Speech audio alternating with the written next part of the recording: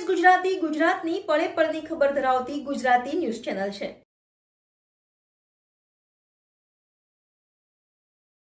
વિદ્યાનગરના રુદ્રાક્ષ corner પાસે આવેલા આર્યરાજ એસ્પાયરમાં હોટલના ઉપરના માળે ચાલતા રોઝ ફેમિલી સ્પા સેન્ટર ખાતે સ્પાની યાર્ડમાં કૂટણખાનું ચાલતું હોવાની બાતમી આણંદ એસઓજીને મળી હતી। બાતમીના આધારે એસઓજીએ દરોડો કરતા સ્પા સેન્ટરમાંથી એક સંચાલિકા અને મેનેજરને ઝડપી પાડ્યા હતા। બંનેની પૂછપરછ કરતા સંચાલિકા રાખી કેસરીલાલ ગાંગલે રહેવાસી ઇન્દોર એમપી અને મેનેજર આસિફભાઈ સત્તારભાઈ વોરા રહેવાસી આણંદ હોવાનું જણાવ્યું હતું। એસઓજીએ સ્પા સેન્ટરના રૂમમાં તપાસ કરતા 5 યુવતીઓ મળી આવી હતી। છેલ્લા 3 મહિનાથી થાઈલેન્ડ, હરિયાણા, છત્તીસગઢ, રાજકોટ અને સુરતથી યુવતીઓ બોલાવી સ્પાની આડમાં કૂટણખાનું ચલાવવામાં આવતું હોવાનું પ્રાથમિક તપાસમાં ખુલ્યું હતું।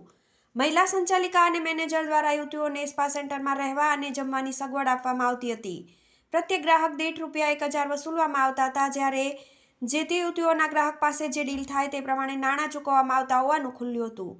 આણંદ એસઓજીએ બંનેને વિદ્યાનગર પોલીસને હવાલે કરતા પોલીસે મહિલા સંચાલિકા અને મેનેજર વિરુદ્ધ ગુનો નોંધી તપાસ હાથ ધરી છે।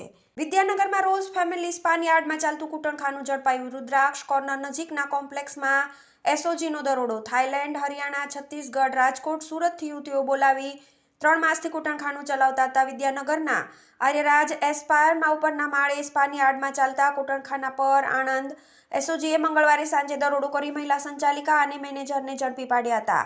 તેમજ સ્પા સેન્ટરમાંથી 5 યુવતીઓ મળી આવી હતી। વિદ્યાનગર પોલીસે 2 સામે ગુનો નોંધી તપાસ હાથ ધરી છે। 3 માસથી ચાલતા કૂટણખાના પર એસઓજીએ દરોડો કરતા સ્થાનિક પોલીસની કામગીરી સામે સવાલો ઉઠ્યા છે। ટીવી18 ન્યૂઝ આણંદ।